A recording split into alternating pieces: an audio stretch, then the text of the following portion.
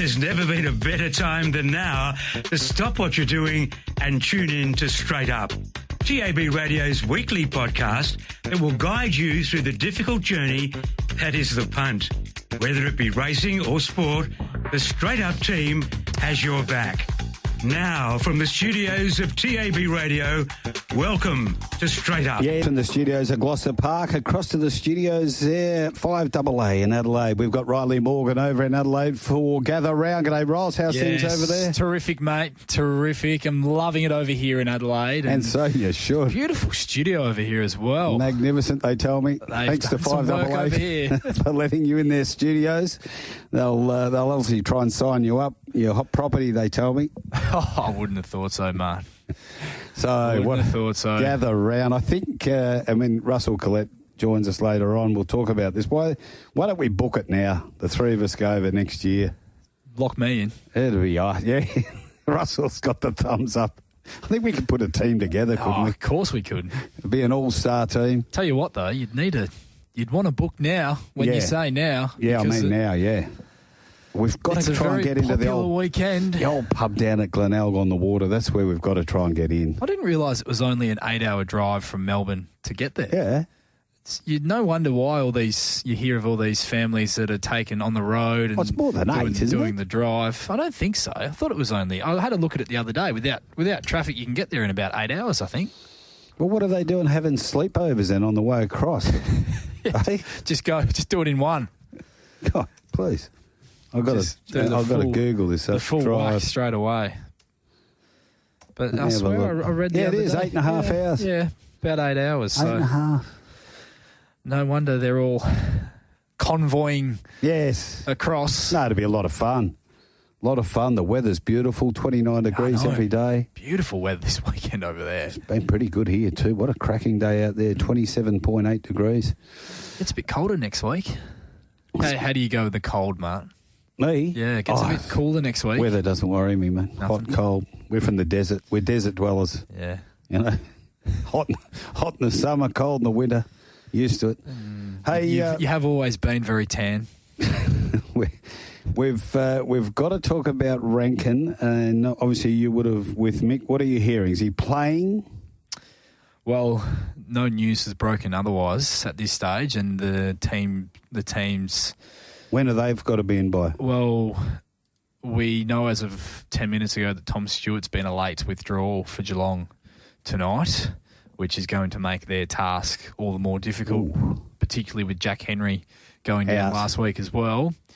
I could see Adelaide really kicking a score tonight if they can get enough footy as they have been over the first few rounds. Yeah, inside 50. They're going to be very hard to stop, you'd think. And Geelong just look incredibly fine. Looking at their side at the moment, as it stands, you'd think that Blitzarves will have to play on Thilthorpe. Correct. And even with Blitzarves going back and playing key, they look incredibly undersized in their back six.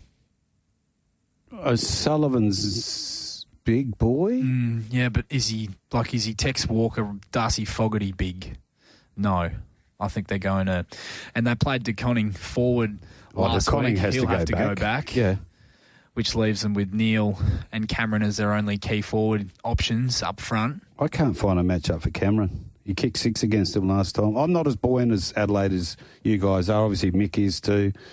Mick was Team Geelong. Mick thinks Geelong are the value. Yeah, they're off 5 days. I don't like that. I think wanting to play Rankin so badly, they're worried about the game. It's either that or their ego's getting in their way, being gather round. Well, I think if he plays, that he's going to spend a lot more time forward in their front half. Yeah, I'll put it this way to you. I was going to put it to Mick, but I can't get in that sort of conversation these days, so I'll put it to you. He does miss you. He was saying it. Maybe text Mick and find out what he thinks. But if they'd beaten Gold Coast last week, do you think they'd be playing Rankin? Because it's a gamble. It's a bleed in the calf. I reckon they would have flown without him knowing it had bled. And then all of a sudden, you're going to rush him in on 5 days. I think that's the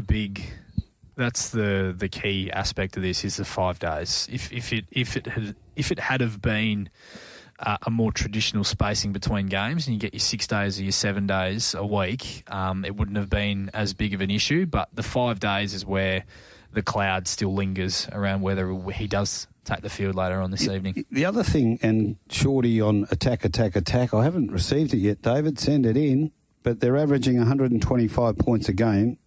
That's unsustainable. That's not going to be 125 points a game at the end of the year. No. And they came off to 90 last week.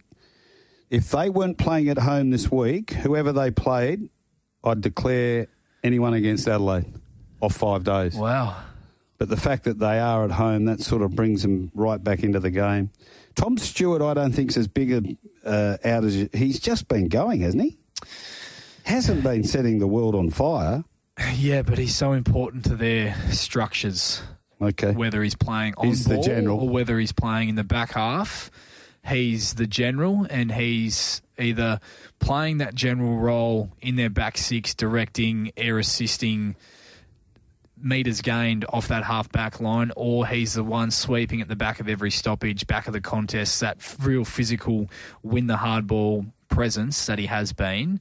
I just think he's a very important player for their structure and their direction, especially with Patrick Dangerfield playing a lot more time forward of the ball. Now, they're behind the barriers here at Narrogin with 4 and a bit to go, so I can't see any reason why we should start Mick until after Narrogin. Wouldn't have thought. Yes, and at Narrogin, the money's been on a few here today. They've been backing a couple. 480 into 230 is Favoured Sun. 750 to 6 Super Sunny.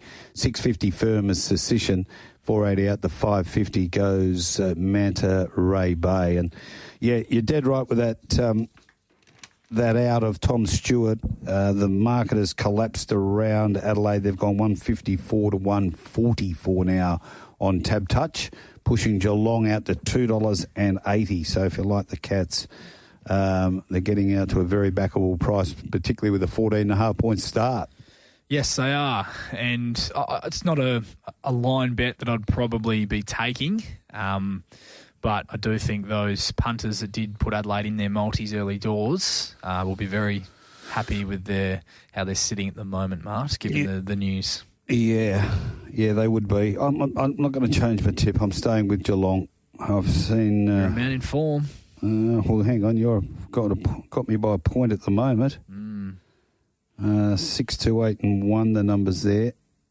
Can't wait to get into Mick and here. So he was Team Geelong. Did he know Tom Stewart was out? I let him know late in the piece, and he said he still thinks their value at the price and that they can give Adelaide a real run for their money this evening. What do you think about the form guide for Adelaide?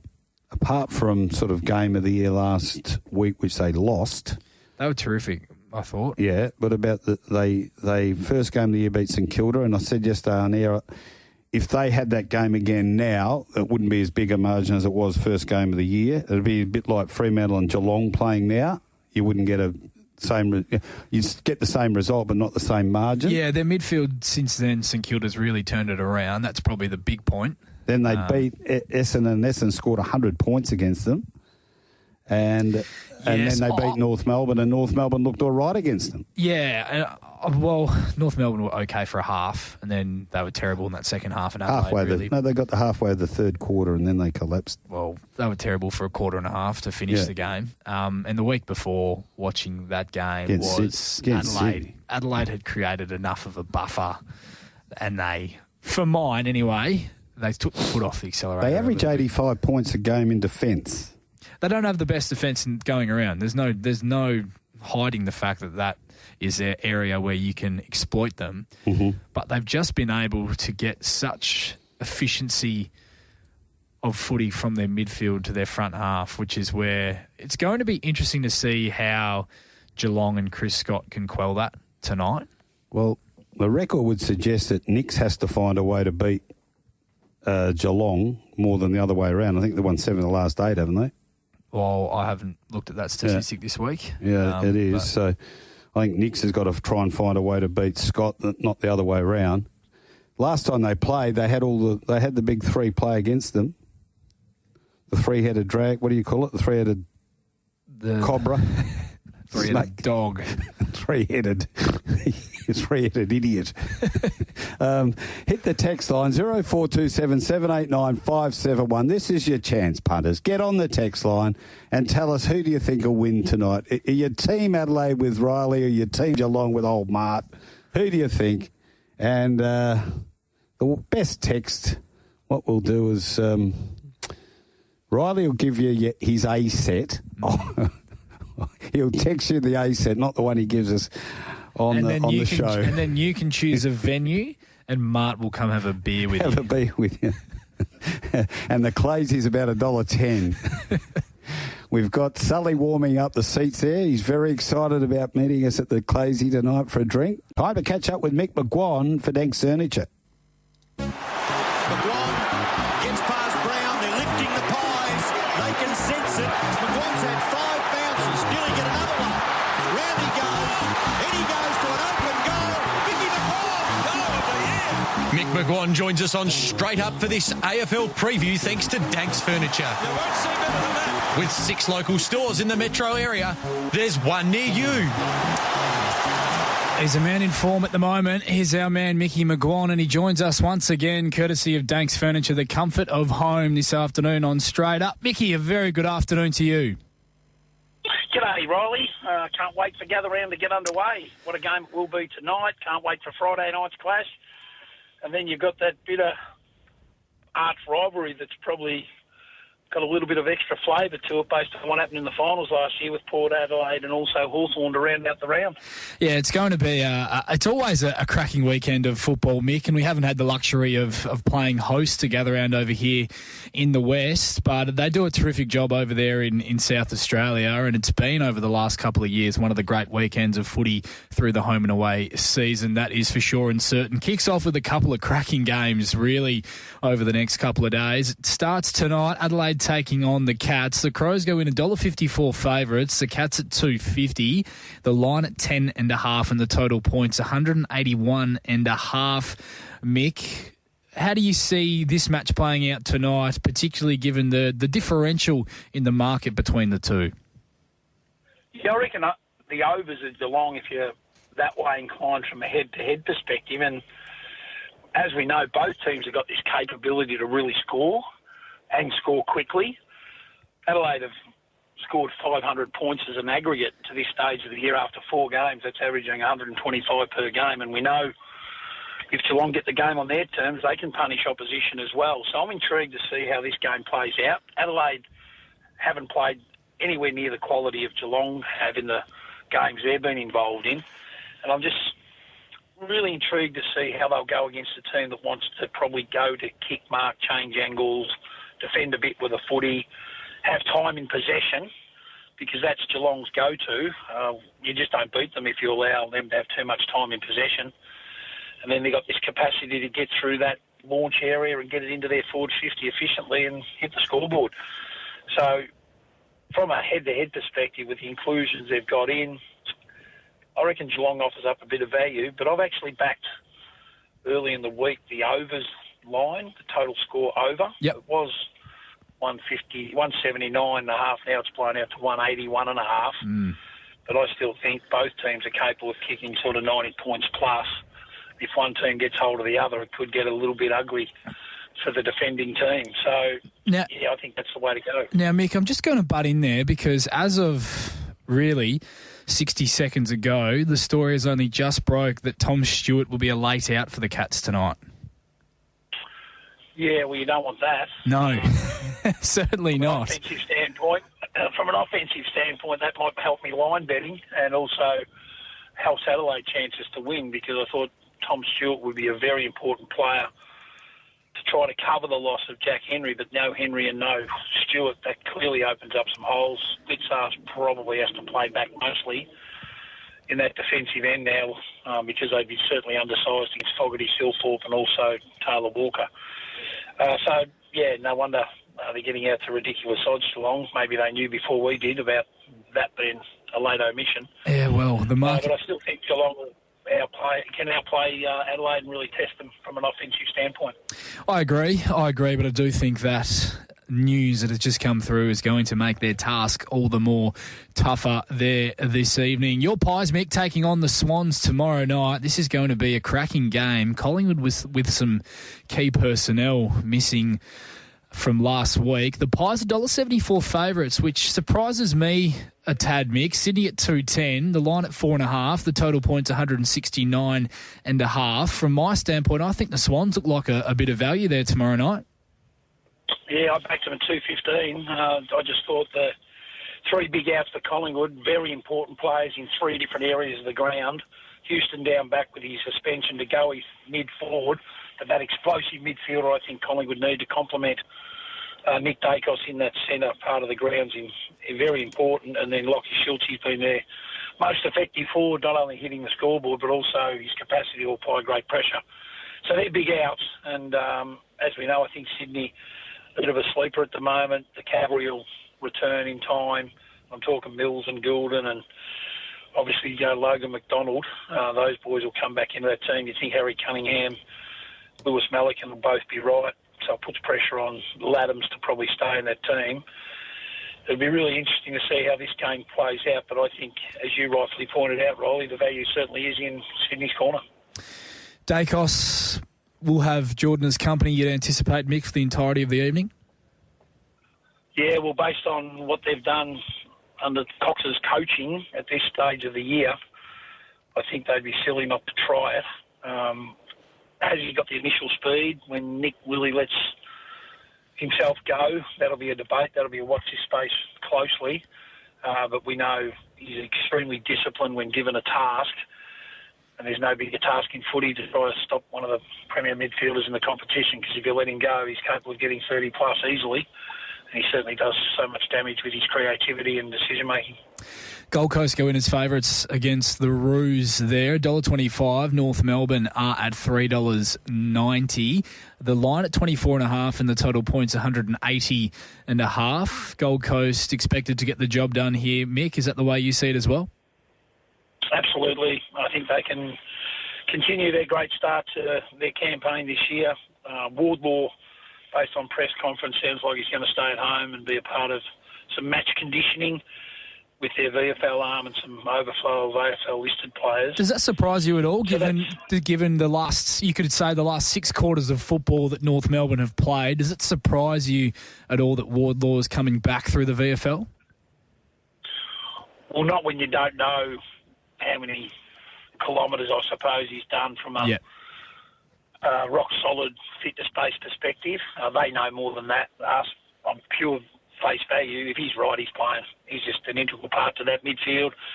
But they think he might be just 1 week short, 3 training sessions short, one bit of match sim short before he reconnects with AFL.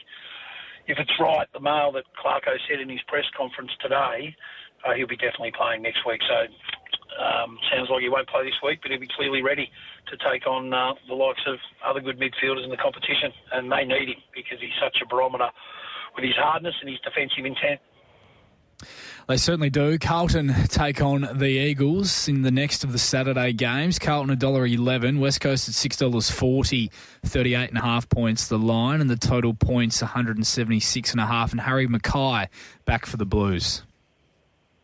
Yeah, well, it's a great opportunity for Harry to reconnect to AFL footy, and we know they're undersized down back.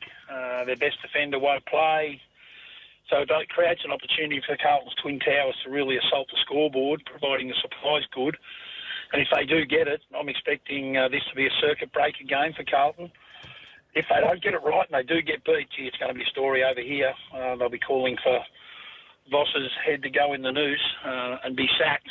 That's the narrative from frustrated Carlton fans even 2 weeks ago. And if they happen to win 5 on the trot and lose to a West Coast Eagles who are clearly undermanned and struggling, the 80s will get really restless. So that could be the story of the round if Carlton don't get the job done. But I don't it'll be the story of the round because I think they'll win and win easily. Yeah, I think it's a great opportunity for their midfield to really own the contest, Mick. Cripps, Walsh, Hewitt and Chera. They got some firepower in there up against a very young, inexperienced and pretty one-dimensional West Coast midfield. Tim Kelly dropped the big statement, and not one that I'm going to argue with given the manner in which he has started this season as well, particularly from a defensive standpoint. The Bulldogs take on Brisbane on Saturday afternoon. It's just going to be a good game, this one, Mick. Brisbane $1.45 favourites. The Bulldogs at $2.75. I thought they were brave, really brave last Sunday up against Freo at Optus. The line's at 13.5. The total points 170.5. I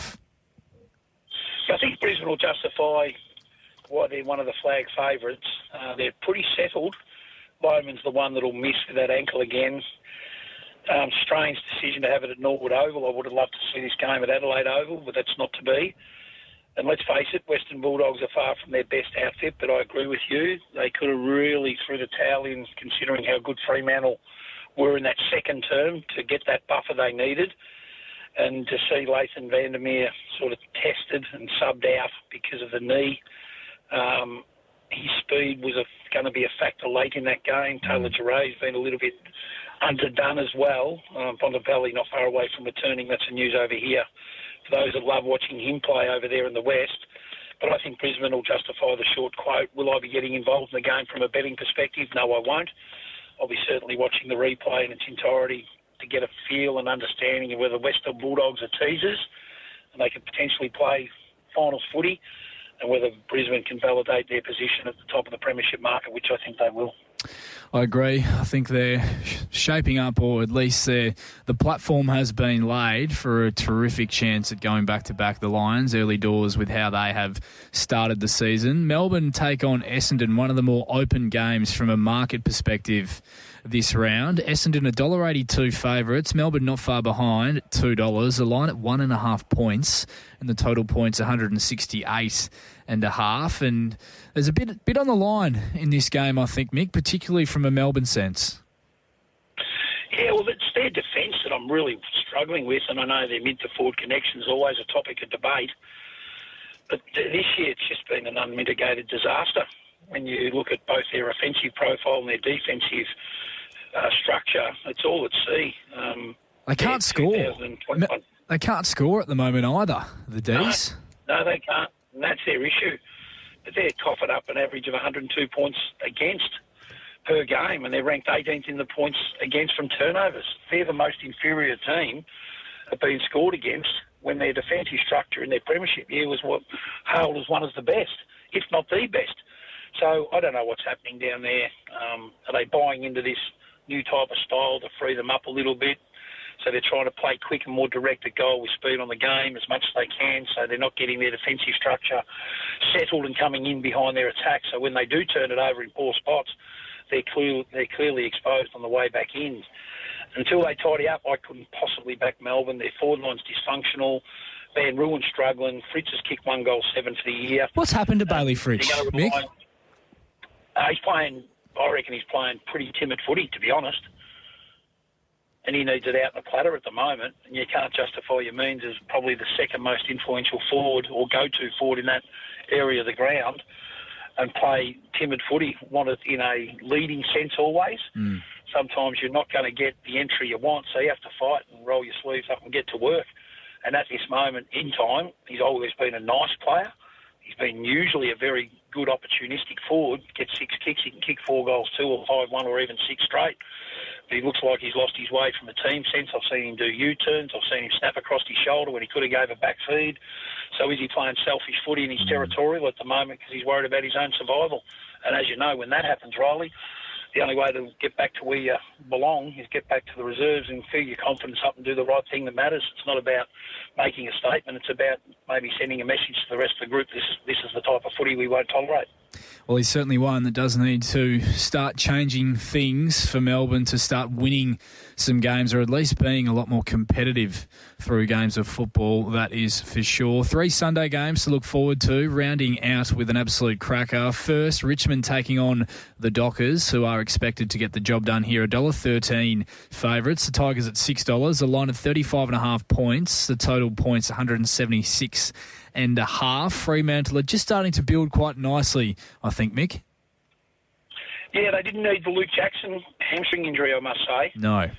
Because he's in fantastic form, but Darcy Young probably come back into the team. Switkowski, I think he has to have a test, doesn't he? And if he does become available, they play him straight away, because I know they rate him so highly internally for his forward 50 speed, pressure, and also goal kicking now. And then I'm not sure whether you've heard, but the narrative over here is that Noel Bolter won't go and play AFL footy at this stage. So I don't know whether that's right or wrong, but it's certainly... my phone blew up a few times today saying that might be the case, so maybe they're surrendering to the public outcry and they're not going to actually play him until this court case is heard, knowing full well that he's pleaded guilty. I suppose if there was a non-guilty plea or a not guilty plea, maybe the narrative might be a little bit different. But we'll have to wait and see, because they certainly need him back into the team, all things being equal. But Freo should win this game and win comprehensively at Barossa Park on Sunday.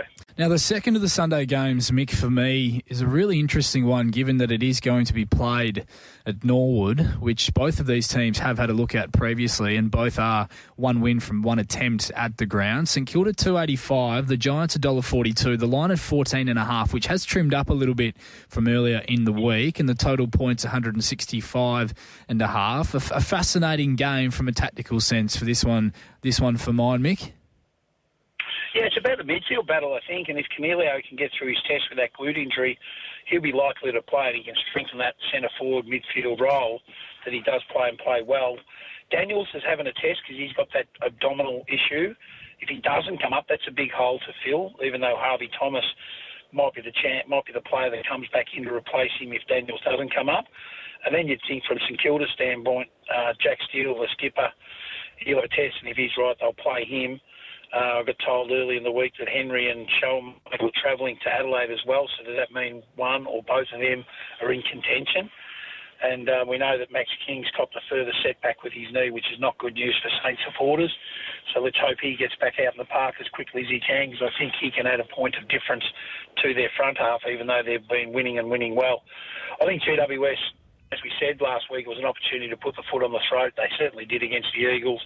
It was a domination. And with that form in mind, I think they might have too many weapons for St Kilda, who are an honest team. Their attack's great.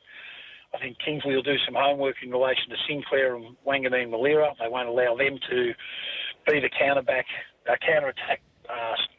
quarterbacks that they are. And it's not dissimilar to what Ross Lyon will do with Whitfield. They won't allow Whitfield to get his 30-plus touches and stream through the middle of the ground and hit inside 50 targets like he tends to do when unchecked. So I think there'll be a lot of planning going on for both sides, but I just think the weapons that GWS have got are probably a little bit more trustworthy than what St Kilda has, particularly centre forward. Final game of the round, and the build-up to this one has been pretty palpable throughout the week. Mick, Port Adelaide taking on Hawthorn. Port Adelaide $2.90, the Hawks at $1.41, the line at 15.5, and the total points 172.5. A Hawthorn, in your mind, Mick, even with the news that broke throughout the week that Will Day is set to miss the next 3 to 4 months with that navicular injury, are Hawthorn still going to prove too good, do you think, for the Power, who are really struggling at the moment? I think so. I think they'll win and get the job done. So it probably could entertain them in a multi, just with head-to-head betting. Connor McDonald's got a test, and he'll come in if he's right. Warple should be back in. We know Scrimshaw's not ready due to suspension. He doesn't get back into that group until round 6.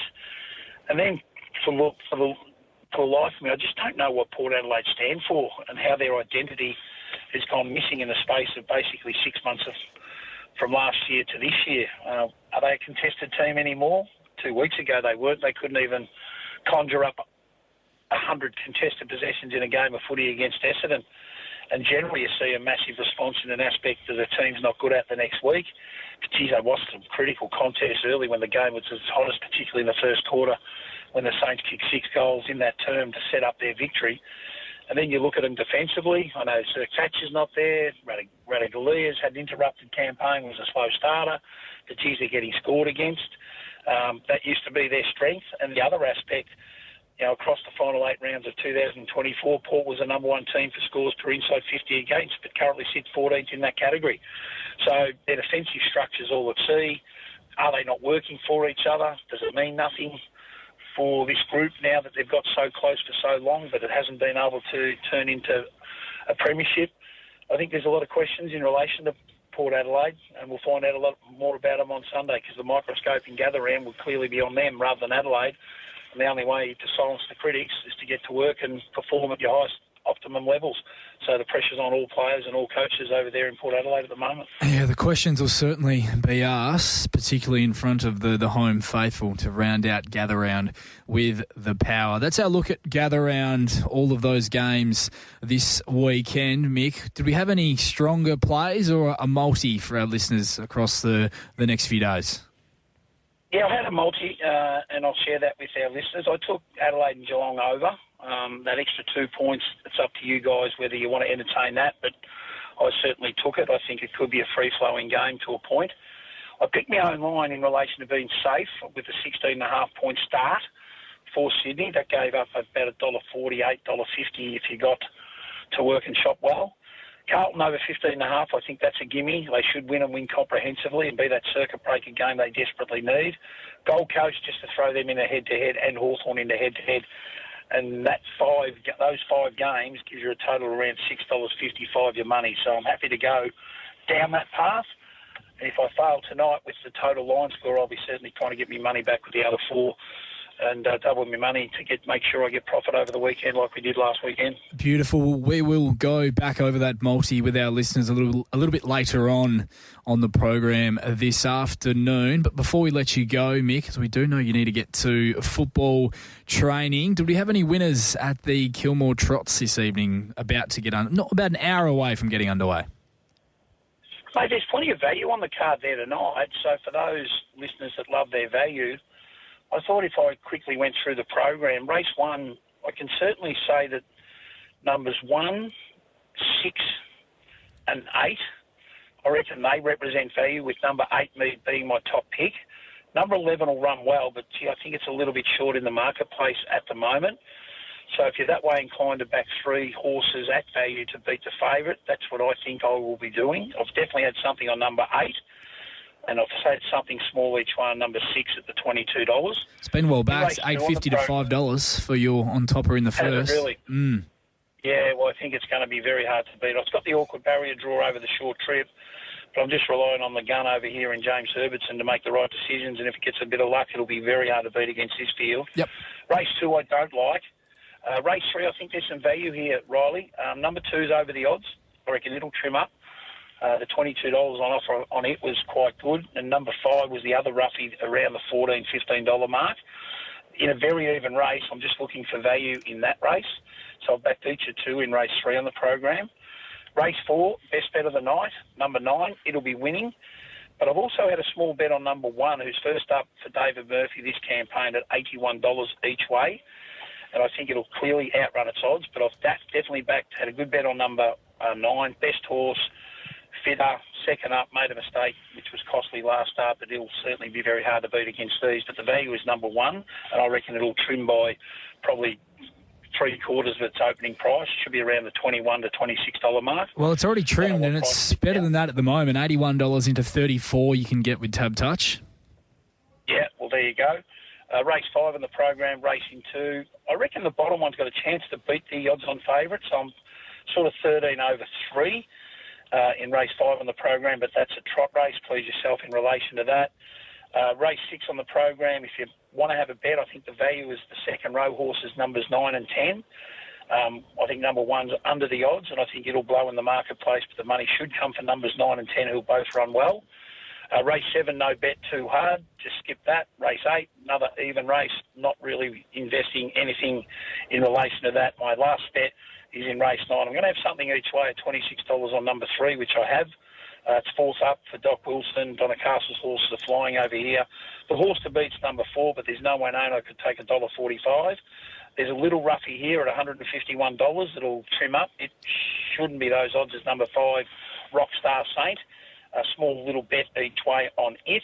And there's another roughie down the bottom, number 10 at $51. So if the favourite doesn't turn up, number 1's in a new stable. Watch the market with it. It's been well tried, 260 into about 230 when I last looked about 3 o'clock this afternoon. I'd envisage it'll be very hard to beat for its new stable. But for those value players, I reckon numbers 3, 5 and 10 are over the odds. And then in the last race, I've had an each-way bet on race 10, number 3 at the $6 each way. I think it's got a terrific chance. I reckon it's probably around the $4.50 type price. I reckon number 2's taken up too much percentage only because of the Herbison factor. It's first up from the spell. It can win. There's no one known. I'll be taking $2.40. I think for Herbison tax has certainly been involved there. If I want to save, I'd be saving on number 4 for Alan Tormey. But I think 3's a good value bet. And I'll have to round out the night at Kilmore tonight.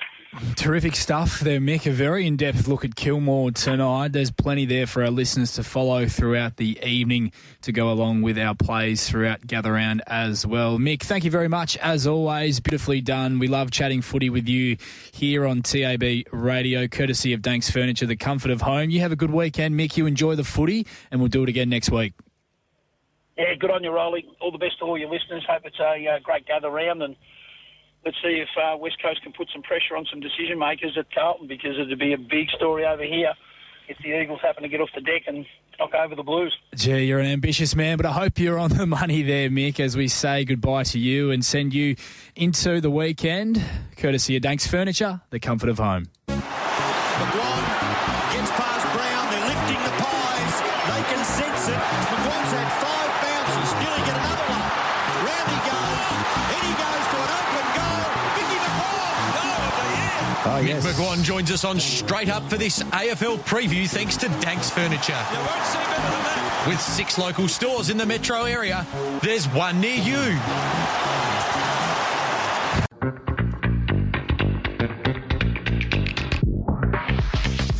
The Perth Racing Preview is where Straight Up Team finds you the winners, and here's the Straight Up Team with their preview of Saturday racing from Ascot. It's always good to have TJ on the show, and Russell Collett joins us as well. Hi, Russ. G'day, gents. How are we all? Big week. Been a big week. We had a little bit of a review looking back, and I think we did okay last week. Just quietly. Have a listen to Where's the trumpet? We got the trumpet. The king, since we've had Rusty join us, he's been the king of accountability. That's what we need. You've got to look back before you can go forward, gents. Of course. Yeah. Angel 650, undercover. the drift, 650, eh? We mentioned that What do on they the, say? on the, You're only as good as your last 5 tips or something I like think that. I've got the all 3 of mine won. All 3. Well, you just can't count. quietly. You can't count those I did two. say it'd be a terrific double at around 280, even though they're a bit short on the day. You It's a can't nice count double. those two. And what a great WATC derby now we've got. The Colt versus the Philly. Oh, well, I was the Colt before last Saturday. I'm well and truly the Filly now. Yeah, it's hard It was- not that to was- see. Very, very impressive. Very impressive. Great racing. Great day's racing. And a little sneak in there with the... You got 2 of yours up, mate, didn't you? Couple wasn't the best. Wasn't Nobility the biggest was of good days. value. Yeah, Nobility got us out of a... And the Bit of baby, pickle. the 2-year-old, the Cincinnati. Yeah, it was a nice win. Yeah, good win.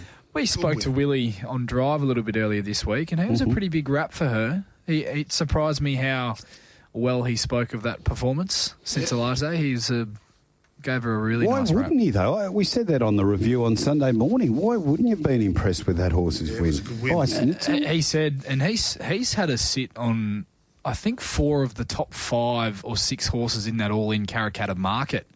Pikey has so far this 2-year-old season, and he said she's going to well and truly measure up.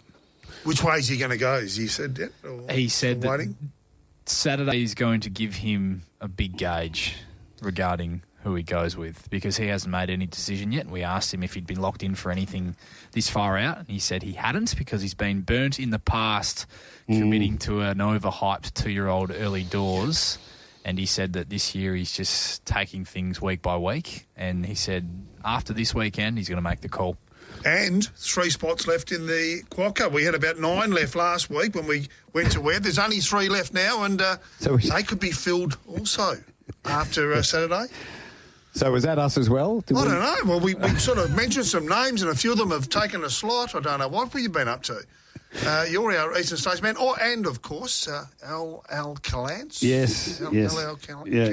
We still can't say. You've opened a can of worms here, Rusty. I'm not liking this. There's people texting in all the winners they backed last weekend now as well. Yeah, so why not? Keep them coming in. I had a big payday. Retrovision text line. There's one here for Mart. Said, what about the speed maps? How good were they? They're fantastic, mate. Spot on.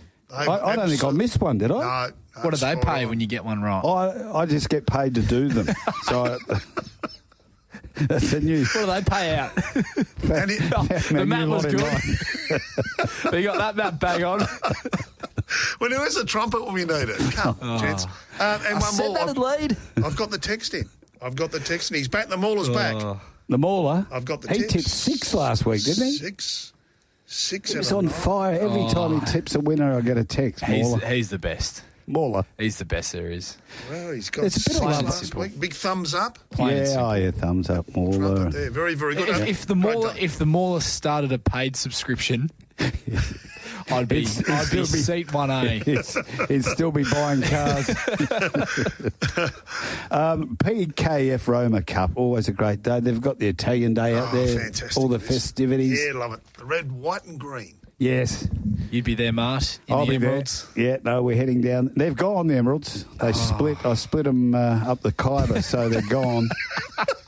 The old Khyber Pass is getting a bit too big for the Emeralds. Perth Stakes and also the Swan Draft Jim Crack Stakes as well. Fabulous meeting. Going to be really magnificent. Is. 3 cracking races. We'll try and get one in because Pakenham is bearing down. So we've got a good 4. The rail's out at 8. Riles. 8. 8 metres. 8. Yeah, it's out. And not a little breeze. A little chance for rain in the morning is the forecast. Yeah, medium chance of a shower in the morning. Yeah, it won't be much. Maybe a nice Just little to clear the air. little cover of moisture on the track, Mart. A little bit of dew. 26 degrees, and we're looking at a southwesterly mainly blowing. Yeah, we but like not much. little gentle sou'wester. A zephyr. Yeah, just after. A zephyr. Yeah. Nice and relaxed. Let's have a look at this first race and get some markets up, courtesy of Tab Touch. Absolutely. Tab Touch, I'll give you the changes too. There has been some changes. I want to know who put these prices up. We rate you 240 into 230, not far off the money there. Taranaki, the one that you tipped the other week, $8 into 5. Queen of Jerusalem, 5 out to 7 and then back into 550. Burn Bray, 750 into 650. Royal Splendour, Pike off, 420 out to 650. $8 to $12 is Savorsky, and then of course the Roan Ranger, 2 from 50 odd starts, $41. Now, Riles, if you don't let me do the speed maps, I'll just go home and I'll just go to the. Rusty's doing the price of the market. Why are you here? I don't know. Mate. Come on, pushing speed the map. buttons. Come on, speed map. Taranaki. Yeah, that's it. That's it in a Taranaki nutshell. leads. Well done. There you go. Yeah, I thought Taranaki would lead as well. I found it hard to tip against We Rate You off how dominant he was in victory last start. But what I will say is they just take turns in these sort of races. And this race is 2,400 metres, and it was a race where they weren't getting along at any real strong gallop. Lucy Fiore was happy to put him into the race very early. No surprise with how he was travelling, and he was able to just establish that buffer on those horses that were chasing home hard with that early move over the concluding stages. I think Taranaki finds a suitable race because small field, not a lot of speed. I think Jade McNaught kicks through to lead from barrier 1 and turns this into a genuine staying test. This horse is rock hard fit now, should just about be reaching, if not already there, peak fitness, 5th run of the campaign. Didn't get a lot of room to wind up into the race last start when he needed it. And then once he did get clear, I thought he finished off really nicely, Taranaki. He's a horse I have been following from the start of his campaign. And I think this is a nice chance for him to really show the staying prowess that he's got and the staying strength that he's got by taking this race by the scruff and Jade McNaught saying we're going to own it and lead and make it a genuinely run 2,400 metres. Okay, I like the fact that it's a very small field, and at the weights, I'm going Queen of Jerusalem. Meets Taranaki 3 kilos better, meets We Rate You 3.5 kilos better. Fifth run of the prep. The first couple were a bit disappointing. The last two have been crackers if you go back. I know they were only sevenths, but go back and have a look at the replays. The extra 200 metres I think is ideal. It rocketed late at the 2200. I think it's really getting close to lighting the fuse. Draws to position closer. The small field's going to suit. And I see at the 2400 metres, this could be the day for Queen of Jerusalem to jump off the page at you. I like it. Certainly in the money or in the market for me as well. I thought the last start performance was really good. It was an eye-catching run from a wide barrier. Had to work through the field, and as you mentioned, Rusty gets those weight swings on key rivals here. Certainly a genuine winning chance in a small field, as you mentioned. And yeah, it's a interesting race. They tend to take turns a bit, but in Queen of Jerusalem's in her favour, I should say. I think of these runners, she's one that is going to certainly appreciate 2,400 metres. I think that's the key. Adam Durant in a little bit of form at the moment as well. CJP sticking to it. Okay. Good race. We'll get the ball rolling for the second, and it is the Minark Built for Safety handicap over the 1,000 metres. Time to start at 12:44, Russell. And I'll just get the early movements there on the market. Brave Strike. Oh, hang on a second. I've gone the numbers there. Get that little trick. Lexington City is opened at $3.90. Goodness gracious. The Lexingtons. I know, but $3.90 was the opener. Out to $7. How's yours, Mark? Settling there. Pin deep, $8.50. Out to $12, then back into $7. A lot of movement here. Sinful Living, $9 into $7. Tycoon Harry resuming 18 into 17. Brave Strike, $2.50. And now on the drift to $3.10. Hang Glider, $5. Out to $9 and then back into $8.50. Yeah, rightio's the horse that they've backed. $7.50. They've been targeted into $3.40 off that brilliant second first up. And Kelvinator, $23. Finds its way out to $51. Now, Mart, I know this one took you a little while. Oh, the map. Yeah, hang on. We need to get the map because it's very important to how this race might He's go. one from one so far. I was doing the map intensely this morning, and there's a bit of speed here. It's plenty. We've got Sinful Living. Lexington's going forward with Hang Glider, and I've also got Pin Deep punching forward as well. But maybe Sinful Living comes across. Yeah, it's only 60 seconds off Pakenham, but you would anticipate that there's going to be some speed in this one with Sinful Living drawn 7. Lexington City kicks through and tries to hold out Sinful Living, who needs to cross to win. In my opinion, Lexington City, for me, arguably needs to lead to win too. So the sparks will be flying early with these two speed horses going at it in front. And then you have horses like Tycoon Harry, Pin Deep and Hang Glider looking for spots in behind that pair. And we'll get into our selections for this race, I think, Mart, on the other side of this third event at Pakenham. Righto, let's pull this race apart. We're up to race number 2, and we've looked at the maps, the prices. Now let's find the winner. Yeah, well, the market's really changed complexion from a meerkat sense here, Mart, from when I wrote my notes for this race a little bit earlier this morning. I thought it looked a really good setup for Righto, who I think looks a talented Saturday ratings type of sprinter.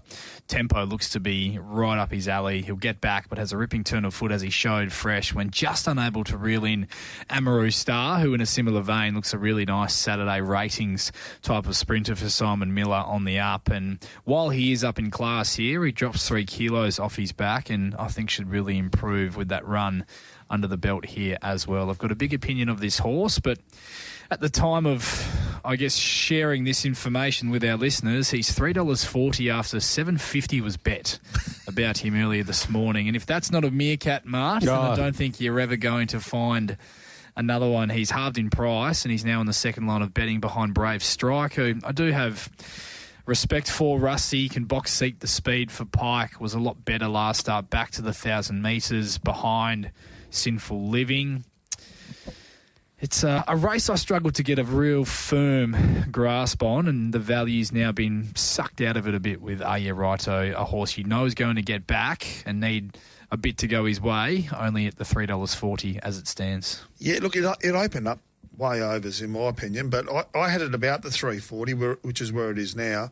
And I really like this horse. I like the type that he is, the Harry Angel. I do like the fact that he had that freshen up, and he was a little bit bigger a fortnight ago. Just in the yard, he looked just that touch bigger than you'd like it to be, and ran an absolute bottle. That last 50, Riley, it just flew late. Got within, a short neck. And I think it'll be very, very hard to beat. Drawn well, 3 kilos off, as you say. Brave Strike goes up 3 kilos. Simple Living, the leader, is going to have a little bit of pressure here. The 1 and the 2, as Marty said on the maps, they both draw inside it and both go well. Different race completely for Simple Living. Jumping 5 kilos, even meets Brave Strike, 2 worse, who's up 3. And that speed battle almost guarantees a genuine speed there for Rightio. And I'm saying Rightio. I think that's the way to go for me. Yeah, me too. Just the value's gone for mine at the price. So we'll have to sit and wait. Hopefully that there might be a little bit of a wobble late in the piece. But is it in the book or not? Not at the moment. Not at the moment. Not at the moment. I had it in the book as an each way play. It's now $3.40. Then the meerkat. There you go. Okay, so race number 3, Russell, is the Tab Touch West Speed Platinum Handicap. It's over the 1,500 metres with start time here at 1:19. Just before we launch into the prices with your good self, Pakenham Race 3, 9478. I Only Wish, Jai McNeil, 481.40. Digger's Aim, $8. And Amanoa, $1.04. Quinella, 90.70. Exacta, 170.30. The Trifecta, 293.90. First 4, 9478, 1,268.90. 1 and 9, the double, 27.40. Number 3 out. Narrogin Race 6 is 9 off. The WA Provincial Championship Heat 2, 1,190 metres. 1 Speed Bubble, 380. 3 Defiant Diorite, 7 to 460. 4 Top of the Pops, $13. 5 Who's Your Mama, 41. 6 Pretty Divine is 290. 7 Looks at 650. Number 8, the Coolican Kid, is a $6.50 chance as we have a look at the markets for race number 3. Yeah, challenging 1,500 metre 58 plus here. Corn Cob open $7.50, now out to 10. Love a Session open $5.50, out to 7. There's been plenty of movement in this market. Emerald Trader 14 out to 18. Idyllic Ruler, 17, slightly into $14. Not Secret, $6.50 out to $8 with blinkers the first time. Grand Reserve, $5.50 out to $6. Brazen Empress, open $3.20, now you can get $4. And this is the mover, Buzak, $7.50, halved its price also into $3.60. Rightio. It's almost the image, again, the image of the short in there, about halving its price. Latte with Pro, 21 out to 41. Amazing Cheat, 26 to 51. And down the bottom, Delta Rand, $34 out to 81. Yeah, very open West Speed contest as they can tend to be. Didn't have much of an opinion here, to be honest, Rusty. Didn't like this race at all. I thought it looked quite messy. I don't mind the setup at the price for a horse like Not Secret, coming out of better races. Month between runs, the only slight concern there, but thought a repeat of his last effort from the box seat for McGruddy would be going very close here in a race that's already, or the last start effort is a race that's already produced a pair of subsequent winners from it behind our Rocky Bay, who himself ran second again last Saturday as well to make that form look even better. Gets the blinkers on for the first time as well. From an each-way sense, that's the way I'd go in this race, but no real opinion for mine. And also from the map sense, Marty, with the map itself, how do you see it here? Pace from 3. I haven't got a defined leader. I thought Corn Cob, Grand Reserve and Brazen Empress could all be kicking up there, showing pace. Yeah, I had it the same way. Corn Cob leading from Brazen and Grand Reserve. Yes. Same as me. Now, Grand Reserve in this race, great run the other day. Second hard, that was tough. Sat in the death outside and in a very close finish. I think it was 4 of them across the track. It's just gone down narrowly to Fortune's Luck. It was $26 that day. It won't be that on Saturday. In now at $5.50. Not Secret, as you said, Riley. The blinkers on for the first time at start number 40 is telling, drawn 1. Brazen Empress. When Peter Fernie gets these mares in form, they just stay in form. Yeah. It's a terrific win first up. Held off subsequent winner Hymns of Adair. Just missed a kick last start. Yeah, just missed it slightly, and that's probably told at the end when Macchiato got it right on the last bob. Do we need to send a cheerio out to Pete? He'd be listening. I'd love to send a cheerio out to Pete. Yeah, I hope he's on the recovery, on the mend. Did a great job from the hospital bed, training a few there last week at Kalgoorlie, including, and the other mentioned there, Rocky Chung, our man, got a winner up there in Cal. He'll have a cult following before you know it up there as well. Buzak, the big firmer, it's a bit tricky here with the barrier 9. It is a bit tricky. It's only ever won one race, which was a Bunbury 1,400-metre maiden. It wasn't strong. Its last couple of runs have been big, but it's going to map back. So if you're taking the shorts on it on the way through, you might have your heart in your mouth about the 200. But terrific race again. There's not really many chances other than those ones. Corn Cobb was a better effort the other day for the Ganjimi gang, and he looks the likely leader again, but an interesting West Speed Platinum. It's about all from me, Mark. Nothing to add, really. Did you say anything then? Yeah, I said I don't mind. Russell said a lot of things. Yeah. You didn't say a lot. Don't mind the setup for Not Secret down in Class, but... Are you okay? Yeah. Yeah, okay. I thought I had to go strong there because you just dropped off the radar. I'm keeping my powder dry, gentlemen. Okay. So we're putting a tip in, Brazen Empress, or what? No, I'm going Not Secret each way. Okay. First time with blinkers at start 40. Yeah. Steve Wolf, Sean McGrady, never far away. We'll get to the quaddy legs, Martin. I'll take over from there. Okay. Not Secret's the Tomato Flogger's horse. We're just about out of love for Not Secret, aren't we? No, we're not. Just about. This could be D-Day with the shades blinkers on. Yeah, I think that's what they're... And probably box setting. Yep. He'll be listening, the Tomato Flogger. He'll send one in a minute once he realises we're tipping his horse. Half tipping his horse. Well, it's if you tip them, they go crook at you, and if you don't mention them, they go crook at you as well. You can't win in this. You can't win. No. You cannot win. And then they win and you don't tip them, they ring you up, you're a mug. Always a good sign when you see him out there too live. They usually go better when he arrives. It could be interesting. Oh, I stay off the course. Keep me away. Yeah, Bad luck. Now, with 3.5 off...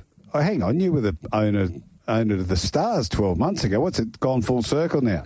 No. Hey? I just always felt early doors, every time I'd go to the races, they'd run S-House, and then... I think you just got sick of the photos. And then I wouldn't go, and they'd win. Narrogin race 6, Pretty Divine has been $3.30 holding the call, but Speed Bubbles out to $3.70. This is the WA Provincial Championship. Defiant Diorite, 7 into $4.80 for the blue and white fans, 16 into $8.50. Top of the pops, 8 into 7 looks, and the Coolican King for Rocky Chung is into $7.50.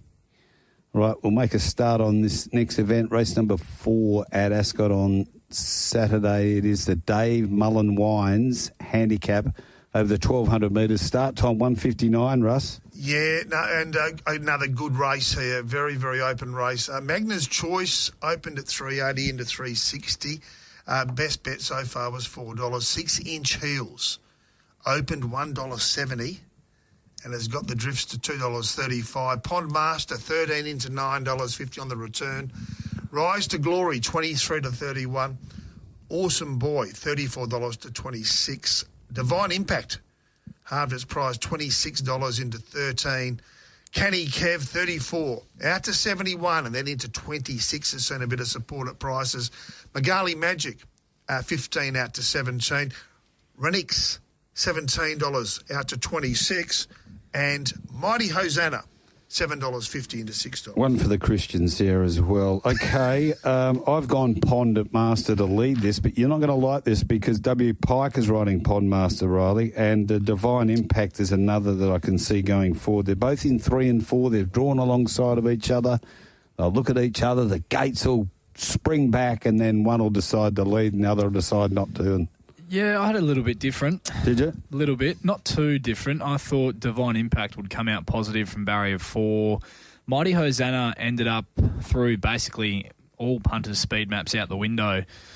last Wednesday when Jay Brown settled last on her after she showed great early speed in her dominant performance.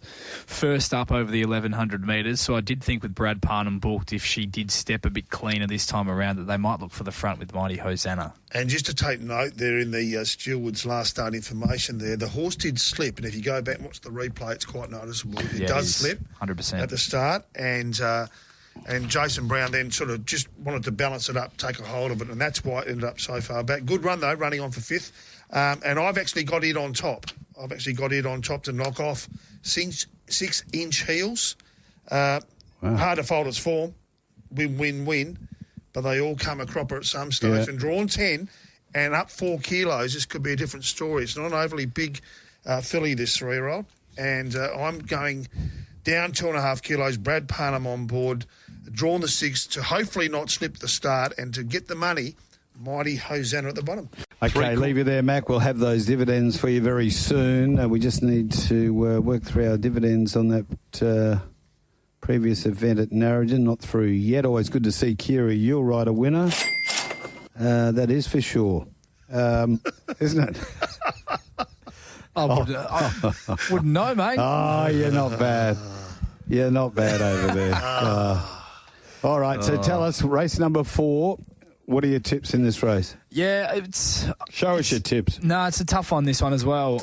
I get busy late in the card. Right. On Saturday, Marty. It's a good race. Yeah. It's a tricky one, though, because I went into this race knowing that 6-inch heels was likely to be overbet or pretty short in the market. She was $1.70 on opening, and it's just not my usual formula. It's not one that I like. Marty back in distance, up in weight, mid-preparation, which a number of runners on this program actually are off that formula this weekend. The map looks a bit sticky from the barrier, and she did what she had to last start. It was a nice win. She had the box seat in a terribly slowly run 1,400 metres. You could argue that this is maybe a little bit stronger, and likely has to go back to last or risk being posted with the speed engaged in the race.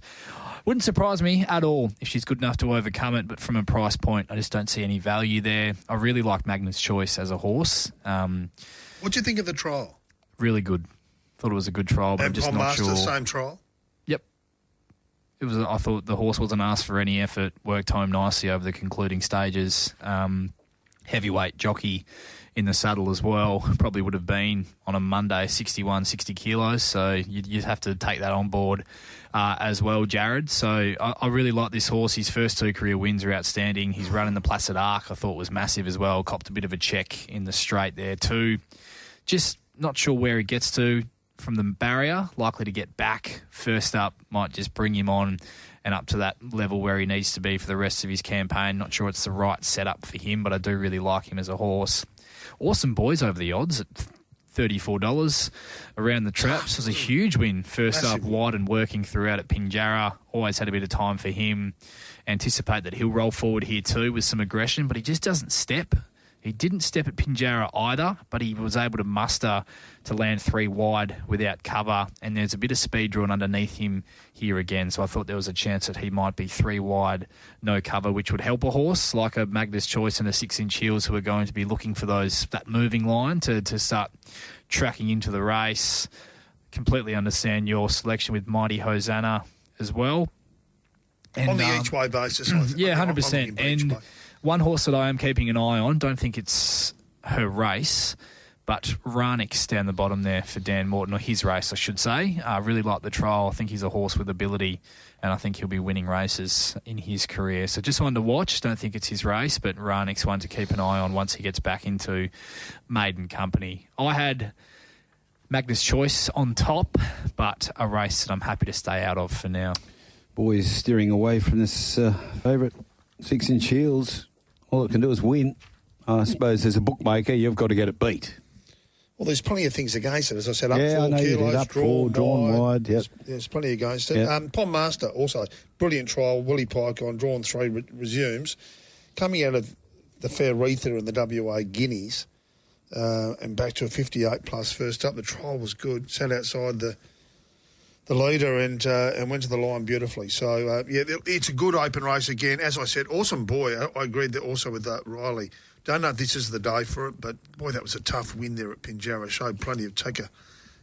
Absolutely. But I'm with Mighty Hosanna. Just on the each way, I just think if it can jump and be with them, I think with race fitness under its belt, I think it's going to be hard to beat. So we've got a couple of minutes before this race at Pakenham. No need to get on a bike yet. We'll just keep the power to drive. It's nice to hear Kira Yule. Thank you too. You couldn't hear it. I was listening in down the line. She said she wanted to ride another one, and you said, no, you're riding this. So well done as the riding agent. I guess that's what you got to do to earn the big quid.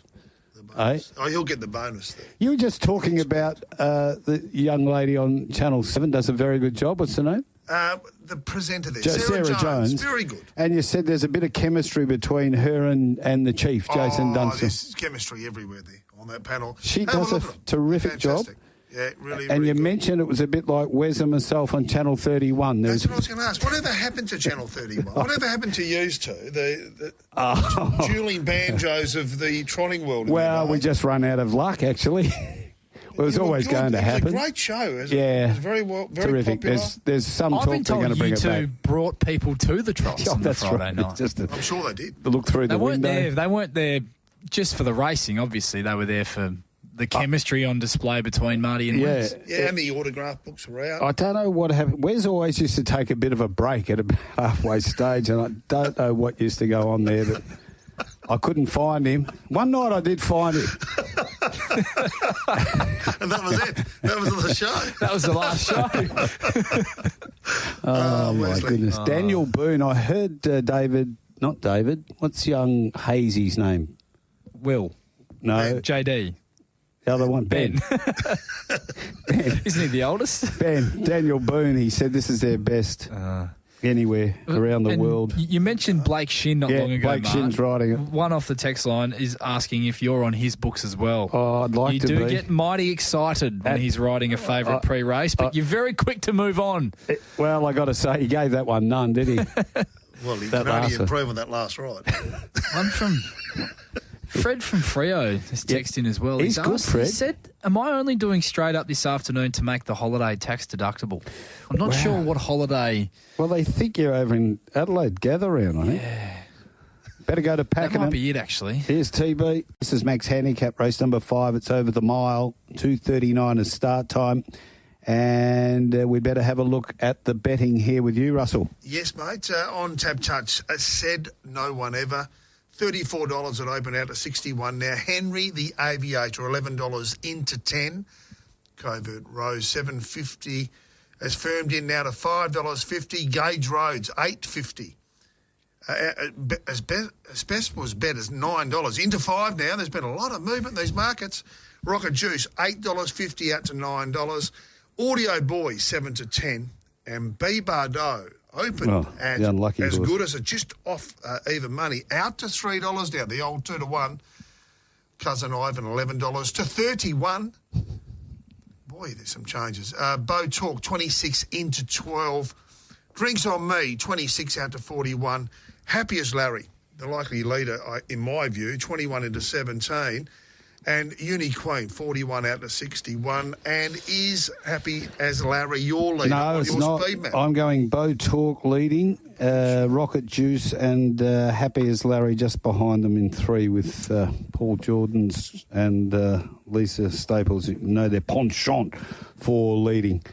Don't mind it, Mark. You're pretty around close the place. to what I'm looking at on my screen over here. There's been a lot of comment. Rolls, and I've got to say, I've really appreciated it because things have been a bit tough.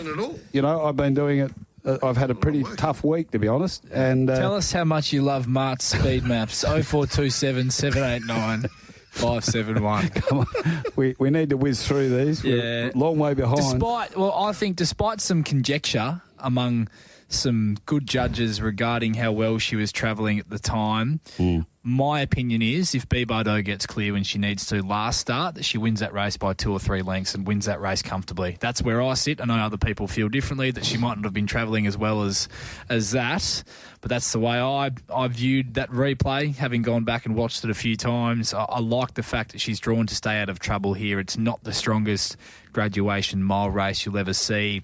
I think if Pike can find that 3-wide moving line, and there's a bit of speed in this race, I think it'll be a genuinely run, or at least a solidly run 1,600 metres. He should be able to build into the race with her. And if she's if she's got as much firepower as I think she does, I think she'll be running home over the top of these. And I think the $3, which is now available, is a terrific price. And I was happy to make her close to my best on the program. There you go, Riley. There you go. $3 adrift from even money. I'm still unconvinced with this young mare, and I'm still happy to be saying drawn 10, even with the Wizard on board. It's going to have a tricky sort of map there, so I'm not convinced it'll be any shorter than $3. Gage Rose, terrific win down there at Albany. Took the weight and really did do a great job. Fought on well. Rocket Juice had no luck last start. I know I tipped it each way. It ended up running 8th. It sat behind the leader and just had absolutely zero luck up the straight. Tongue Tie goes on. I'm saying go again, Rocket Juice at the value. Audio Boy was excellent in the same race, running 2nd. Covert Rose, been a bit disappointing for me. It just doesn't seem to have a knockout weapon. Henry the Aviator, brilliant. The first barnstorming win there at Albany, and then a terrific second behind Correct Choice from 3 back on the rail. Bo Talk is probably going to be up there on the pace, as is Happy Larry, but I'm happy with Rocket Juice each way, and we're going to stick fat. B. Bardot for you, Rolls. B. Bardot for me, and Gordon reckons you deserve a bonus, Mart, for your speed maps. Thank you, Gordy. You should be getting paid more than what you are, and Elko's text in and says, love your work, Marty, the GOAT. Yeah, so thank you very much. Go, mate. And I can tell you what, Gordy, when you double nothing, you still end up with nothing. Is that right? Narrogin race 7. This goes in 8. This is the Swan Draft handicap, and we'll be giving the old Swan Draft a rattle after 6 o'clock. Don't worry about that. Got Sully primed up, ready to go. Sully's in town. Yes. He's champing. That's a worry. 1 Cherokee Misses 11-2. Here, No Cash 19. 3 Send It Sun 16. 4 Work Home Front 11. 5 Cheryl's Shout $1.55. 6 Passion Princess 19. 7 Tavosia's 51. 8 Yes Of Course 12. 9 Portrait Leo 71. And 10 Pavliani 650. Mac going with 5 Odds On Cheryl's Shout. Right, let's have a look at the first leg of the quaddie. Things start to warm up now. Riley's about to spring into action. This is the Perth Stakes listed. 2-year-olds, 1,100 metres, start time 3:15. Just a question before we do sail on this race. It's a listed race. Was this ever a Group 3 or better? Don't think so, no.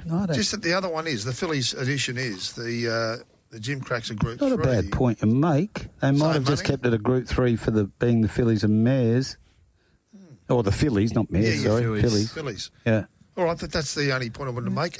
Do I feel lucky on the markets opened at $4.40, slightly in now to $4.20. Castle Road, $8, out to $9. King's Court has had a drift, $12 out to $18. Capitola, $17 to $26. Heaven specified on the Tap Touch market is $20 out to $23. The Firma Elite Bow, William Pike, $3.70 now into $3.20. Exceed the Boom, 21 out to 34. They just keep drifting. Just to Fly, 11 out to 16. And then we've got the big shortener, the half price here. Delta Sun, $12 into $6 on the Tab Touch market. Chomping at the bit, 21 out to 41. Bold Fight, 23 out to 34. Diamond Warrior, $21 out to 34. Also on the drift is Golden Chatter, 23 to 34. Swingman, also on the drift, 17 to 21. And down the bottom, the Emergency. Now You See Me, also on the drift, 34 to 51. But the big firmer there, and no doubt about it, Delta Sun. What are we looking at for a map here? Oh, there's a bit of speed here, isn't there? There certainly is. Some speed here. You've got Chomping at the Bit from out wide coming across. Heaven Specific kicks up. Capitola, King's Court. Castle Road likes to lead from 7. So does Do I Feel Lucky. So, gee, there's no shortage of early pressure. You bang on, Mart. Your speed maps are bonza, and Benny from Wattle Grove thinks jockeys and trainers, once they get a hold of this podcast, they are going to be lining up to subscribe. It'll be like when Russell Betts used to do them for the trots, won't it? Yeah. It's changed the whole... Yeah, in the end, they'll ring me up and I'll say, you go there, I'll control everything. And it's easy. We'll just... It makes it easy for everybody. We all follow rules. The general consensus at the moment, and you need only look at the Karrakatta plate all in market with the current state of play, is that the girls have the edge on the boys, and I'll be looking for one here to really announce himself or themselves to make that race, which makes this race more interesting and will make that race more interesting once we get to the Karrakatta as well. Elite Bow's win on debut, chatting to a few people about it, is one that I think I might rate a little bit higher than some others. I think as the day unfolded, running on from worse than midfield in the middle part of the track wasn't the place to be, and I love the way he just ambled up to them and really put them away in a couple of strides and was pretty soft on the line. It was a really nice win for a horse on debut in what was comfortably the wrong part of the track on the day. And the horse he ran by, Pygmalion, ran second to the very impressive Schnitzerlatte last weekend as well. To make that form look pretty good, I think you can take a strong enough line through that form as well. He drops 3 kilos off his back here, and the barrier makes things a little less straightforward, but all that pressure you speak of, Mart, I anticipate they'll get along at a really good gallop here. And I think if Pike can get him across and find a back, that he's the one that can really jump out of the ground and announce himself as a genuine contender. So I'm well and truly in the corner of Elite Bow. I think he's a really nice horse. I love the win on debut. He's going to need a little bit of luck from the barrier, but that's why you have the faith in the wizard, Rusty. And I will be saving on a horse that has been very well backed. I don't want to be losing on Delta Sun, who's been really well supported. I can certainly understand why his first 2 career runs from wide barriers have been huge, being ridden for luck up the inside. Last start, he took on the girls in the Supremacy, settled last again, back to the inside, and his work late was terrific and like a horse looking for a bit more ground, which he gets here. And he does draw a barrier, but my slight little caveat to that is that I still think best case scenario that he's 3 back the fence, and for there's plenty of him, a big striding 2-year-old, he might need a little bit of luck to navigate that traffic if he is 3 back the fence here, because he does need that galloping room as from what we've seen in his first couple of starts. So Elite Bow, the on-topper for me, strong play there. Delta Sun, I'll be having something on the save if Rails Romoli gets the breaks when he needs them along the inside. I see it the exact same way. I'm going to flip these two in respect to value. I think Delta Sun gets its chance finally.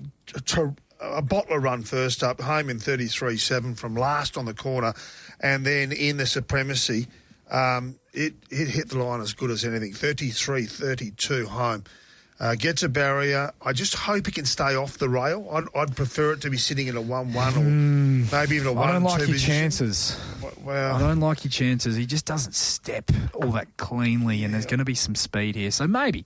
There's obviously a chance. It's his best chance. Yeah. It makes the horse's best chance because he is a big brute of a chestnut gelding, and look, I think he can actually be on top here. I think the $12 is way overs. I think the $6 is still good value each way. Elite Bow, excellent debut there. Also split the clock at 33.99 home at Ascot there.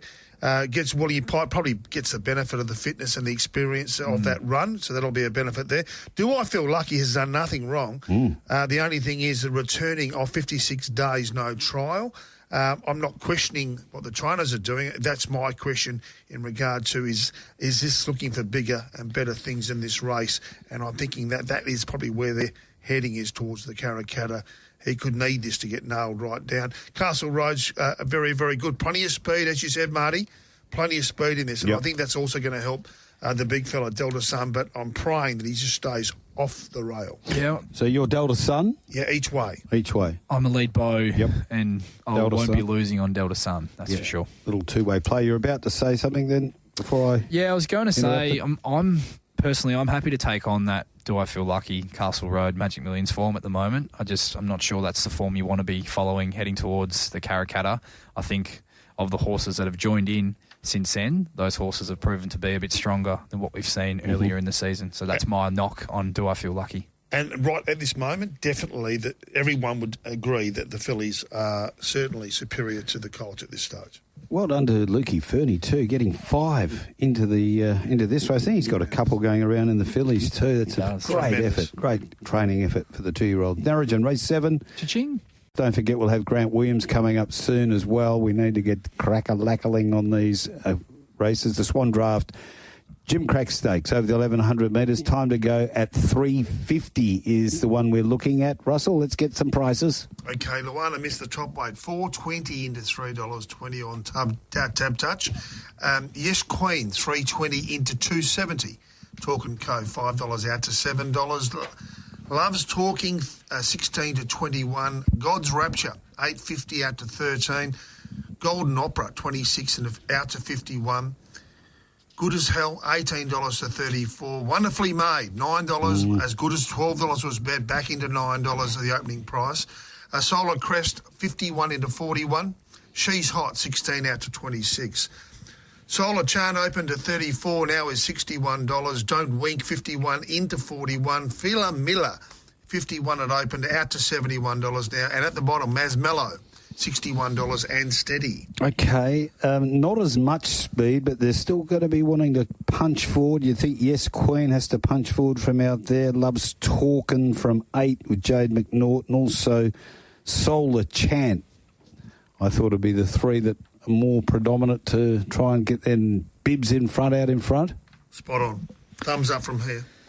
Yep, same as what I had, Marty. It's a cracking race, the Jim Crack for the girls, and they, at the moment, the fillies take up 6 of the top 7 in that all-in market for the Karrakatta, so they've certainly got the wood on the boys at this stage, as we've already discussed, but this is an interesting race given the fact that the 2 horses who dominate the betting have drawn as wide as they have, particularly the favourite who jumps from 13 of 14 and Yes Queen, and you would anticipate that the best scenario for Yes Queen from that barrier is the breeze, as I doubt she's going to have the early speed to cross Love's Talking, who's very quick for Luke Fernie, as we know, drawn 8, and underneath her, Luana Miss, her win when gunning down Yes Queen, who did have to do a lot of the bullocking work, was just so impressive for mine, Marty.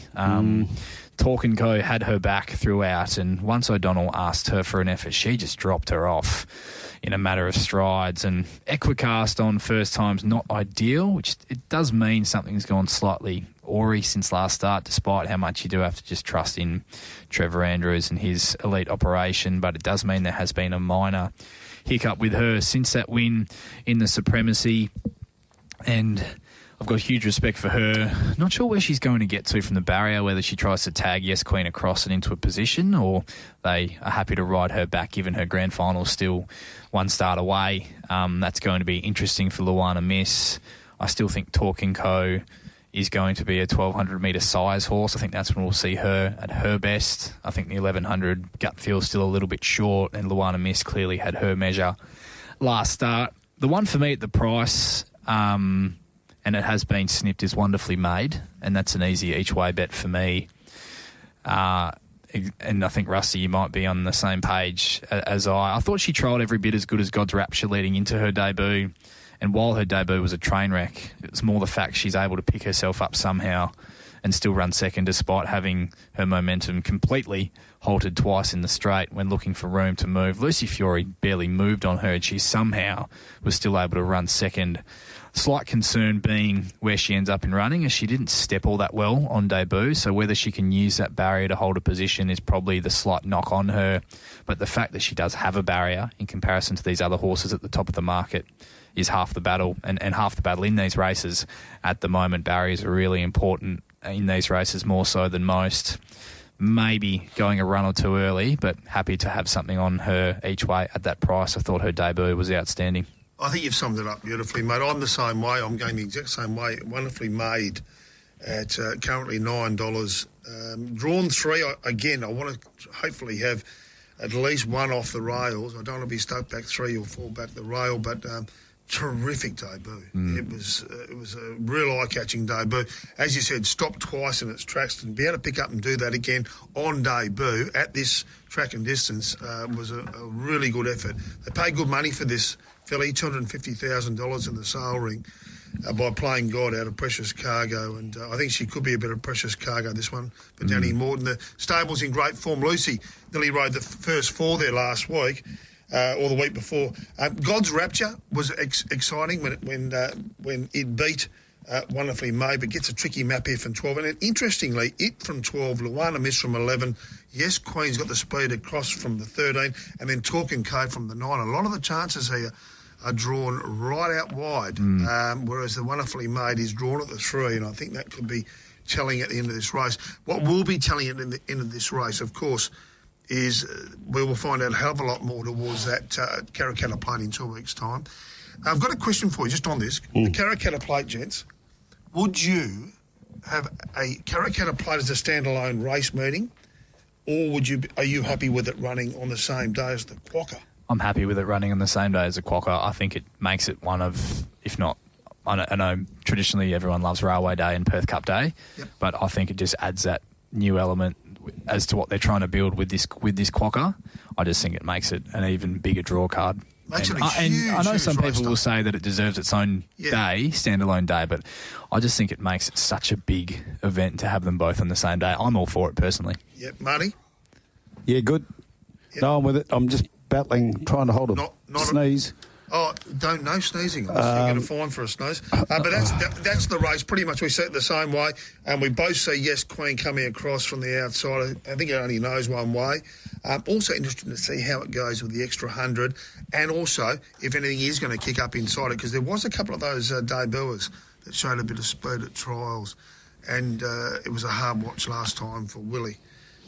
And he's certainly let people know about it after the last race. One of our listeners has texted in asking if there's any value in that all-in market for the Karrakatta Plate at the moment, and it might sound like a little bit of a cop-out, but I think it's really that race as it sits now, and you have a much better idea after the weekend, but going to that race, barriers are going to be so important, because we could see a scenario on the weekend where, say you took the $4.80 available at the moment about Yes Queen to win the Karrakatta Plate.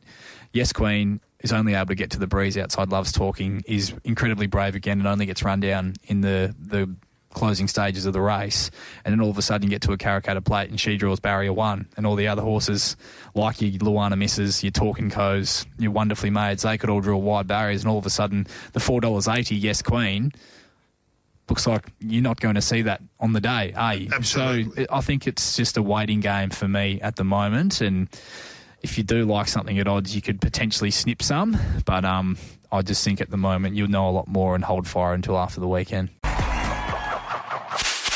Yeah, we're back. Bit of wick cracking going on. The PKF Roma Cup. Russell loves it. He said, I'll have some more of that if you don't mind, punters. 1,100 metres start time at 4:25. Russell, some prizes. In the Roma Group 3 racing at Ascot Saturday. Comfort Me opened $14 out to $16. Wrote them in. $5.50 it opened. It got out to $6, now into $5. Saloomba, $6 out to $10. An alarming drift there early. Keep reading, $21 to $51. Rockanori, $41 out to $101. Bravo Centurion, $7 out to $9. The Joker's in $2.70 into $2.45 on Tab Touch. Kripolenko, $61 out to $91. Baby Paris, $11 into $9.50. The Boss Lady, $11 out to $13 and back into $10. And Generosity, $10 and now at the latest into $8.50. Have we got a speed map there, Marty? Just before we have a look at the speed map, talking about speed, Gout out there at the WA Athletics Centre. So he's run a 9.99. That was after 10.02, revised it down to 9.99. I don't know if that was a heat or the final of the under-20s out there tonight over the 100 metres down there at the WA Athletics Centre. But he's breaking 10 seconds for the punters. They'd all be excited and happy. Looks a good crowd there as well. So let's go to a speed map now for the big one. And it is the PKF Roma Cup. Just got to find my notes. Here we go. Sorry about this, punters, but I was just on that, I'm just watching the replay of Gout, mate. He's won by about 8 metres. Yeah, well, under 20s, mate. He's going to clean them up. Brava Centurion comes across from barrier 11. Baby Paris kicks up from 1. That's sort of how I had it. Yeah, look, I don't expect to see Bravo Centurion happy to breeze here. They'll run him as hard and as fast as possible to get him across from that barrier to find the fence, and Comfort Me looks the only horse who may make that task a little more difficult for him, I thought here. Rusty, Joker's Grin couldn't have been any bigger, the manner of his win first up in the Rock Magic. And I think once you break it down, for a big horse to pick up and sprint through them late as effortlessly really as he did without having any momentum building into that race, I thought was incredible.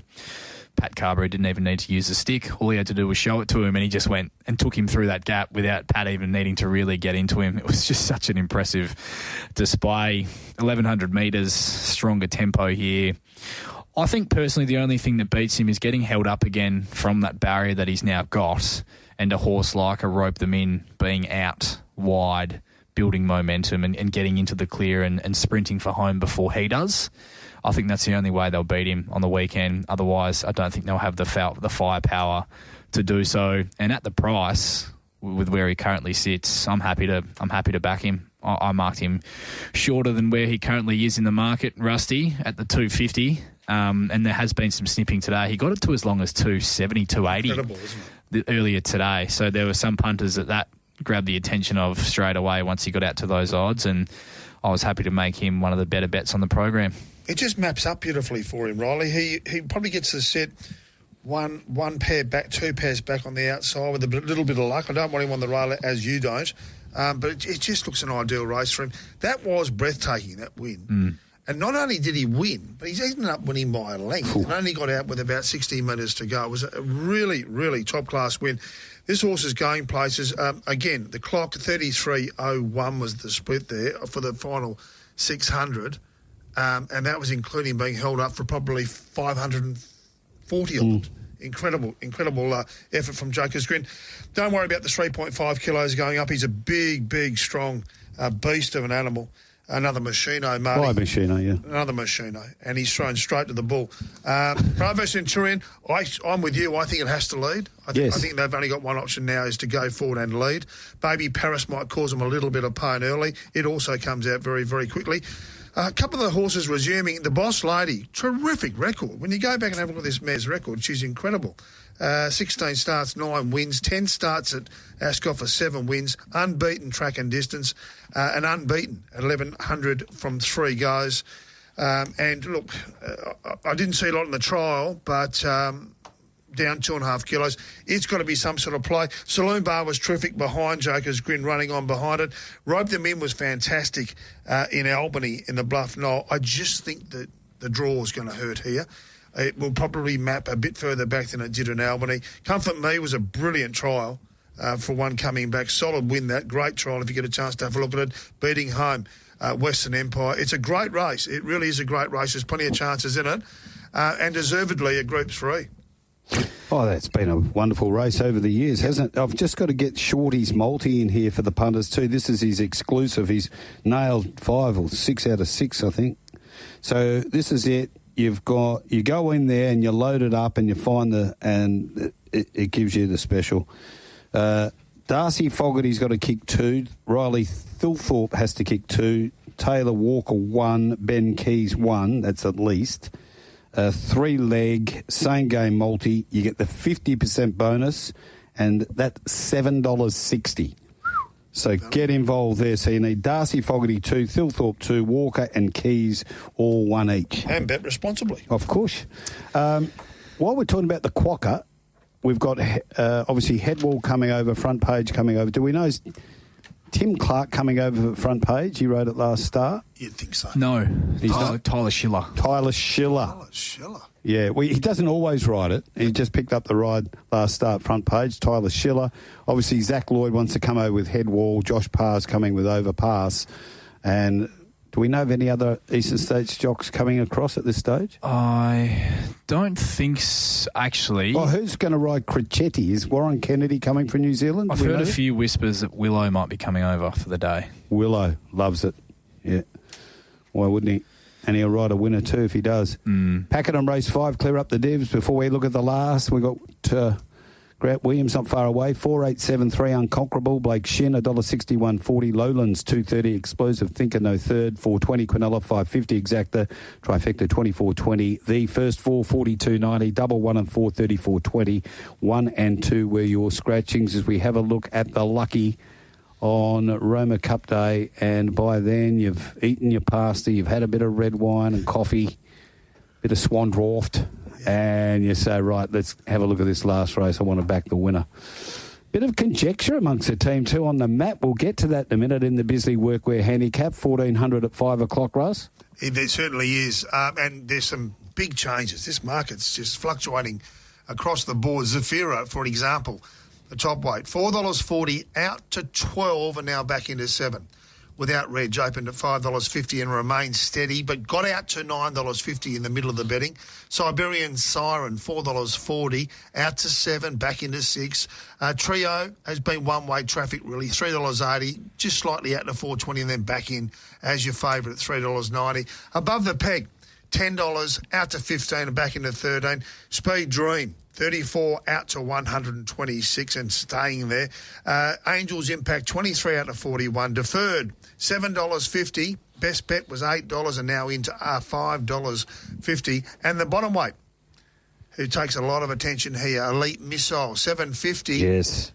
Out to 8 and now into $5. I've got above the peg leading from barrier 2 for Lucy Fiore, but you don't agree with me, Rolls. No, I'd be very surprised if above the peg leads this race. So who's going to lead it? I thought Siberian Siren from barrier 1.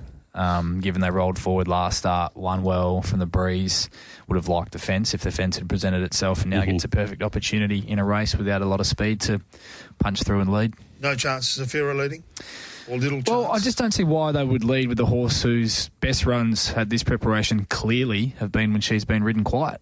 Her runs when she went forward, she was woeful, and then when ridden quietly, she went really well. So I don't understand, even if it does look like that, but there's not a lot of speed in this race, why they'd go forward on her given those runs. And Trio up 4 kilos. Terrific win. Great second the run before to Al Rocky Bay. That form was certainly there. He should be able to posse up a little bit closer there from barrier 4. Sorry, which Trio? run? Yes, you'd think so. You'd think they'd be able to land in the first half, I would have thought, from the barrier that he's drawn. He won well in a fast run mile last start, but I've already spoken about it on this program, Rusty. Back in distance, up in weight, mid-preparation's not one of mine, especially when it's a 4 kilo rise at the weights. It's a fair bit of extra baggage to be carrying, and I think he's another that there's a lot of suitable races for a lot of these horses next week on that program, so I'm wondering whether a few of these are backing trip because they're looking at backing up in distance next week. So just something to keep in the back of the mind. I anticipate Above the Peg might be doing something similar. I was happy to back 2 in the last here. Okay. I'm happy to be with the main result for me is Elite Missile, who I just love this setup for. Little southwesterly in late in the day, 3-year-old up against the older horses, dropping some big weight off his back. Couldn't have done much more in his 2 runs thus far. This preparation off incredibly slow tempos. My only slight worry is the fact that there might not be much of that here either. But if he does jump, I think they can land in a nice enough position with him. I'd love to see them, if he does jump, to roll forward and chance their arm at potentially settling in the first half of the field, because I think if he does, I think he's going to be very hard to beat, Elite Missile, and I was happy to make him the strongest result in the last for mine, and happy to have something smaller on Siberian Siren backing up after we backed him last start. I think if he can find the front and dictate, he won't have to contend with much pressure. 1,400 metres, no issue. I do like the setup for him as well, for her, I should say, as well. So they're the 2 for me in the last, taking on Trio and a few of these other gallopers that are back in distance, up in weight, and siding up with the progressive 3-year-old Elite Missile.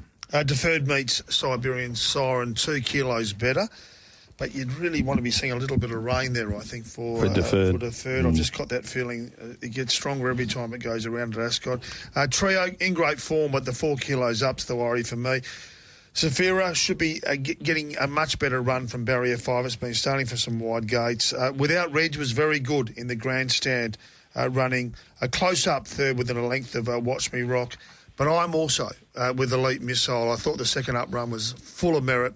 6-inch Heels was clearly the winner, but the way this horse got home with 60 kilos and drops down to 55 on the minimum. Third up should be Fitter again. It was a terrific run first up and it was narrowly defeated by Smooth Mover. And I think it's good value at around about the $5 mark. Righto, let's get your best before we take a break and catch up with Grant Williams, who comes up next. Best bets for me, Marty. Really keen to get involved late in the day and on the program. Race 5, B Bardo, $3. I think that's a terrific price. May even get better the way the market is trending. Race 6, pretty keen on Elite Bow and am saving on Delta Sun, who finally draws a barrier. In the fillies race, Wonderfully Made each way is an easy bet for me at that price, and think there's every chance she starts a lot shorter than the $9 even available with Tab Touch at the moment. Race 8, Joker's Grin, very keen. Think he looks your winner of the Roma Cup. And in the last, Elite Missile, good result and won't be losing, and even making a small result, Siberian Siren off with the setup as well. You'd think we've been watching the same replays because I'm very much along the same lines. Wonderfully Made, I'll make her my best each way of the weekend in the Jim Crack Stakes. I also do like Delta Sun, even though it's getting into $6 now, as long as they're betting even money, each way, even money the place. Delta Sun, it just needs to jump with them and stay off the rails. It's going to be right there in that race. Queen of Jerusalem, I do like. It just looks the race for it. I reckon the fuse is ready to be lit in the first and the opener. And Yeah Righto. I do really like this horse in the second. So there's plenty of value there, I think, on the weekend. We seem to be finding them around the favourites. And then, of course, we've got that nice one to finish there with Elite Missile, again, at each way odds. It could be that day, I think, where we could hopefully get a few of these favourites beaten. What was your tip in the Roma Cup? I didn't write it down. Mine, Jokers. You're with Jokers as well. You better give them all a run. He's listening. Yeah, I've got him here. So he's listening in. He's completely the opposite to us. He must be watching a different set of replays, I think. He's gone Burn Brain the first, the mauler. Yeah Righto, he's with us there. Love a Session in the third. 6-inch Heels in the fourth. Audio Boy in the fifth. Elite Bow in the sixth. Luana Miss with the Equicast on in the seventh. In the Roma Cup, Joker's Grin, he's with us. And then he's against us in the last. He's going with the trio. He's staying with the favourite. I don't think he's a big replays man somehow.